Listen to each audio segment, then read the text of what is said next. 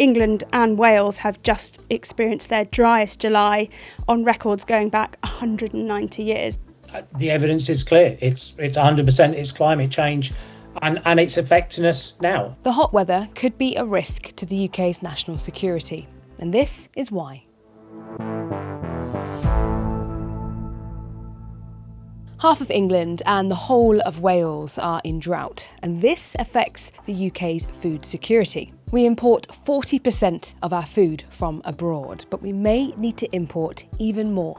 Climate scientists say the UK summers will get hotter and its winters will get wetter. Farmers are on track for the worst cereal harvest on record as drought eats into their crop yields and their profits. And then because of the high heat, the wind's been like a hot hairdryer over our crops, and it's just terminated them. Farmers have long claimed that food security ought to be a national security issue, and that our shopping and eating habits may have to change with the changing weather patterns. I'm joined by Sky's climate reporter Victoria Seabrook and Martin Lyons, a Cambridgeshire farmer and the CEO of the Nature Friendly Farming Network. Victoria, first of all, what is causing this drought? How long have we been going through this drought? Well, it was only officially declared by the environmental regulators in the last few weeks. So all of Wales now is in drought as of last week and half of England. But it's been developing around roughly since the end of June. And this does tend to come as a surprise to a lot of people because lots of people are thinking, well, this winter was really wet. How on earth can we be in drought? And actually June was wetter than average. But what we've seen is this flash drought develop, which is where it comes on really quickly. And that's because of a combination, not just of a lack of rain, but also just how hot it's been, which means that it can set in and swing very, very quickly. So England and Wales have just experienced their driest July on records going back 190 years. That was new data we got from the Met Office this week. So exceptionally dry. And it looks like it's here to stay because when conditions get that bad, for it to change, you need substantial and prolonged rainfall. And there's very little sign of that in the long-range forecast for the areas that need it most. Now, you've been reading a report from the Energy and Climate Intelligence Unit. Can you just talk me through what some of the key findings of that report were? Yeah, there's some really striking figures in this, and it brings home the impacts of some of these things that can feel a bit distant or a bit abstract. It says that our harvest of cereals and oilseed rape, which are really crucial staples, these sorts of things, wheat, barley, oats, used in bread, beer, breakfast cereals, animal feed, we're on track for the worst harvest since detailed record keeping began in 1984. Now, I want to bring in Martin Lyons here. Martin, you're a farmer. You're kind of on the front lines, as it were, of this drought. How have you been experiencing this drought and how has it been affecting your work? The high heat moments above 30 degrees stop some of our crops that are flowering like beans dead. They just stop flowering, so there's no more yield potential. So there's a third production loss there. And then because of the high heat, the wind's been like a hot hairdryer over our crops, and it's just terminated them. If I were to walk on your farm now, could you describe to me what I would see? What does your farm look like? Well, all of our crops are harvested. We're a month earlier than we normally harvest, which has added lots of complications because everything came ready together where we normally try and spread out that harvest. And then there's big cracks in the ground. Everything's brown and dead. The hedges, the trees are dying. And where we have flower strips and habitat on our farm, they are also dying off. So that the insects, the pollinators and others are also struggling. So that means we'll have less pollinators to pollinate my crops next year. And that's also complication. It's not just how it's affecting my business and the food we grow, it's the environment. And also the lack of water that's in our landscape. We have been digging ponds and cleaning ponds out the last few years to kind of get ready for the science. The science says there's worse to come. And the frightening thing is, this may be the coolest summer we have for the rest of my life. And that's how do I become more prepared and more resilient in our landscape?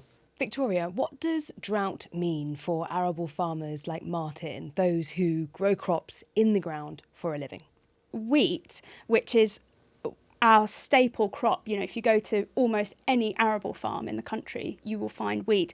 That is really struggling in particular. I actually went to a farm in North Hampshire this week, and he'd harvested his wheat 3 weeks early, and the grain was half the size that it should be, because since he planted it in March, he's had just a third of the rain that he would have expected, and he's looking at about £20,000 loss just on wheat. And of course, the problem is bigger than just his fields. So that story just brings to life a problem in one place that is playing out all around the country. So the lost revenue for those crops specifically is on course for between 300 and 390 million. But when you look at the rest of the food system, there are other plants that also look like they're going to have a poor harvest this year, things that need a lot of water, things like potatoes, but also cauliflower, broccoli and peas. So there's conversation about, should we be starting to try and grow different things? Should we be trying to eat different things? One farmer that I read about this week, he's had much more success, instead of growing peas, a staple of our diet, fish chips and peas, growing chickpeas instead. So I hope you like hummus, Mhari. I love hummus. All the flavoured hummus. Martin, Victoria's been talking there about some of the kind of freak weather patterns we've been having, and the fact that over the years it seems to be getting more extreme, and we seem to be breaking record after record. How much do you think that climate change is responsible for the drought that you're experiencing? The evidence is clear. It's 100% it's climate change. And it's affecting us now. As a farmer, I'm not sure what I'm going to do in 10, 20 years' time in Cambridgeshire, in East Anglia, if we're going to experience these volatilities of weather, because I cannot cash flow that. I cannot plant a crop this year not knowing what our weather extremes are going to be for next year, wet or cold or whatever it's going to be. So I think we really need to wake up to the fact of, for nutritional security for the UK, what do we need to produce? Where does it need to be? Does some production need to move further northern in England or up into Scotland, where it may be a little bit cooler, more moisture available? We've seen tiny bits of rain, especially in the southeast. That's kind of the most affected area of England, isn't it? Wales, of course, entirely in drought. How much rain would it actually take to make a difference at this point?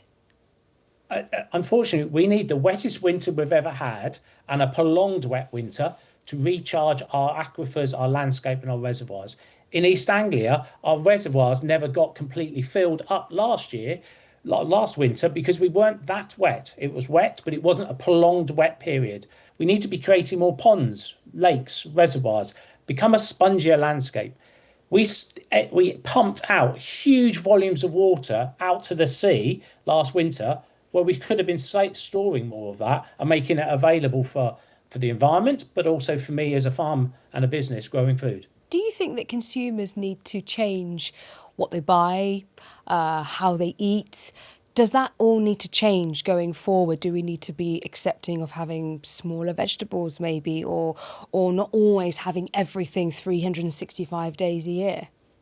Yeah, and I think the government in their procurements could do a lot more to back British nature-friendly farmers and making sure produce that we feed, schools, hospitals, prisons, armed forces, come from British farmers, sort of delivering to the right things.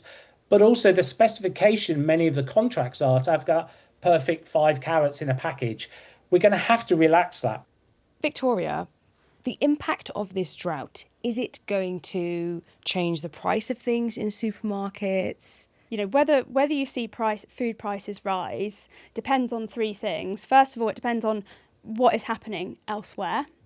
It depends on who else is trying to buy that. So just to give you an example, we did have a cucumber shortage in July. We import 80% of our cucumbers, and that was because of problems growing them in Spain, which meant that the Netherlands' hand was strengthened, the price of cucumber shot up, and the buyers here decided that actually it wasn't worth. They weren't convinced that consumers would want to pay those prices. So it depends on all of those things.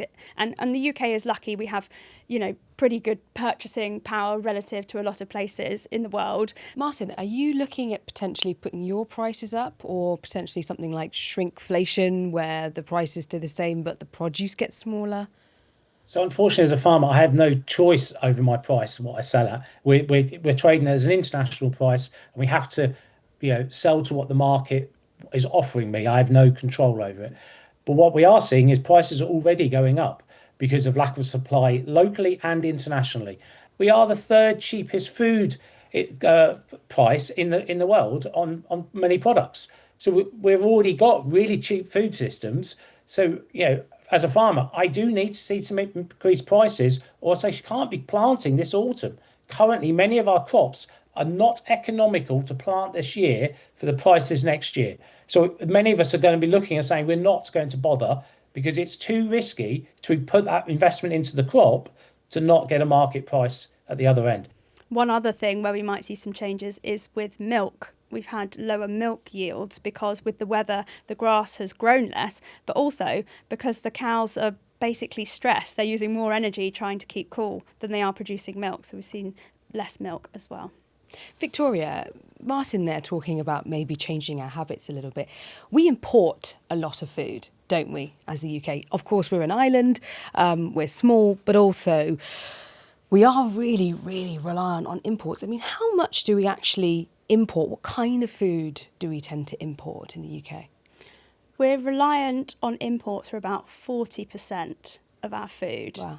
which is a lot. Now, lots of countries import food, but as you say, we're an island, so those supply chains are more vulnerable. And actually, this research and the weather and the problems with the harvest this year, together, they've all prompted a lot of calls to take food security more seriously. As we are having these big conversations nationally about can we defend ourselves? Have we got the right energy we need? Can we defend our energy infrastructure? There are calls now to integrate food security into that, because if you're going to defend yourself, you also need to be able to feed the people doing that, to put it in its most basic terms. And just to pick up on what Martin was talking about in terms of what else we could be doing and do we need to change our diets, one idea that someone I spoke to yesterday suggested was that we should all be eating more venison, because we have far too many deer in this country, which are gobbling up all the trees that we're trying to plant and the young trees that we need, which would also help stave off some of these more extreme weather effects. So It's not actually that easy to find in the supermarkets, though. I mean, I do eat venison, but it's not that easy to find, and some supermarkets don't sell it. Maybe they should up their game and everyone should start selling more venison. Well, that's exactly what people have been saying, is that we need to start getting used to these sorts of things now, now while there's not an emergency. So supermarkets, restaurants, maybe government procurement have a role in trying to get us used to some of these foods now before we really need it. Because what, some security experts have been saying this week is, it's not just farmers or climate and energy think tanks, also security experts saying the worst thing that could happen would be not only to have a drought and a difficult harvest, but also more widespread war on the European continent. Then what do we do? Then it's too late to be thinking about food security. And if you cast your mind back to the COVID pandemic, in those early days, some of the shelves did run empty, which wasn't necessarily because we didn't have enough food, although supply chains were disrupted. It was because people, were worried and were grabbing things, and then other people later on couldn't get them. So it's these sorts of things that they're saying we need to start thinking about now. When it comes to government policy and government appetite, or maybe ability to actually act on protecting food security as a really important national security issue, do you think that some of the people you speak to in the industry believe there is that appetite in government yet? No. This is something that farmers have been warning of, complaining about for several years. The government is supposed to come up with these regular plans to help adapt the country, to help us cope with how our weather is changing and sometimes becoming more extreme. So that's not just for farming, but schools, hospitals, railways and so on. I mean, we've seen just this year in the heat waves, it forced schools to close, fridges in supermarkets broke down, trains were cancelled because the tracks were too hot.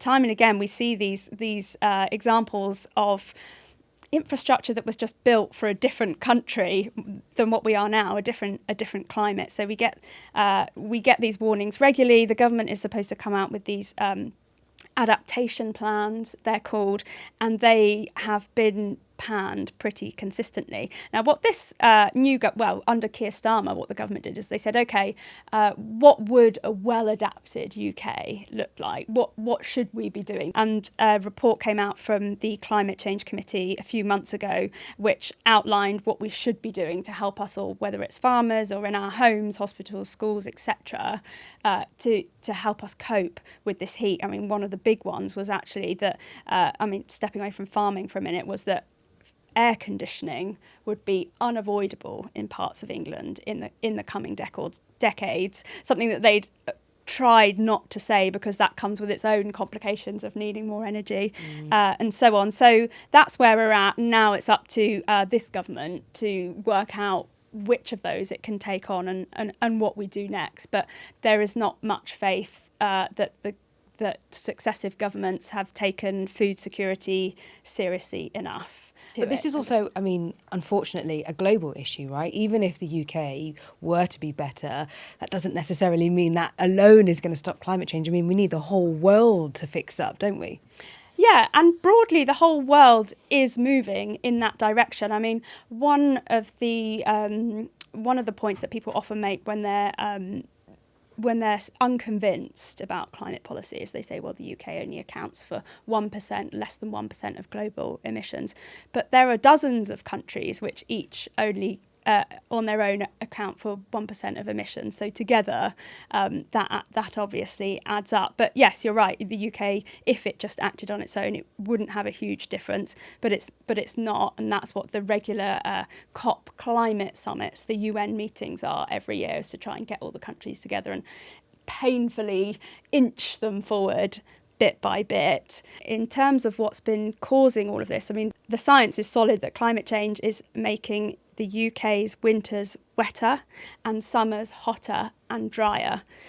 Whether that translates into drought is not so clear-cut. There's not a definitive link between climate change and drought because that depends partly on what we do with the water once it reaches the land, what we do with our reservoirs, how healthy our land is, and whether the water can soak in or whether it just runs off, things like that. And farmers like Martin have been calling for a lot more help from the government to help them improve this for all of us. So that would be things like making it easier for them to build reservoirs on their land, not having to get such difficult planning permission, making it cheaper, things like that. Farmers manage 70% of the UK. If we get really good support, we can do some really amazing stuff to really mitigate some of the biggest problems we face for nature and climate and food security. And we just need to get that backing in and have a long-term plan. Many of the current government schemes are sort of only a 3-year funded scheme. We need longer-term views of how we get these things into ground. To shape and change your farm business, maybe 5 to 7 years to really adapt and learn new practices. You can't do a lot in 3 years. And we've designed our whole landscape to drain away in the past.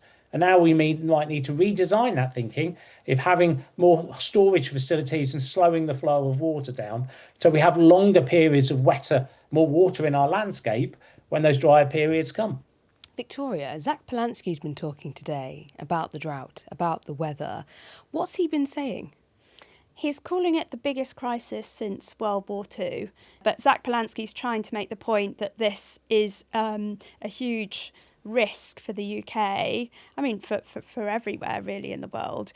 Because the thing is about climate change is it compounds other risks. So it makes problems with water security worse, food security worse, etc. What he's saying is that we're not taking this seriously enough. He's also calling for financial support for people to help keep their homes cool. The government in winter this year published its long overdue warm homes plan, which is serious investment to help upgrade homes to make sure that they're warm, that people can heat them. But obviously our climate is changing, so now there's a lot of concern about how do we keep them cool. I live in a flat in London, a block of flats, and it has been baking at night time. I've been sleeping when it's been really hot. I put a wet tea towel in the freezer and then I get it out at night time and sleep with that on me. It's been that hot. So he's saying that we need to just start thinking about these things differently, start thinking about how we keep our homes cool. And in fairness to the government, they have been looking at this. And I should also say that they have plans underway for 9 to 10 new major reservoirs. Now, obviously, these things take a long time to build, and our infrastructure plans don't always go ahead in this country, but they're not doing nothing. Victoria, Martin, thank you both so much. Thank you. And if you have any suggestions for future episodes, don't forget to email us at why@sky.uk. And This Is Why will be back tomorrow.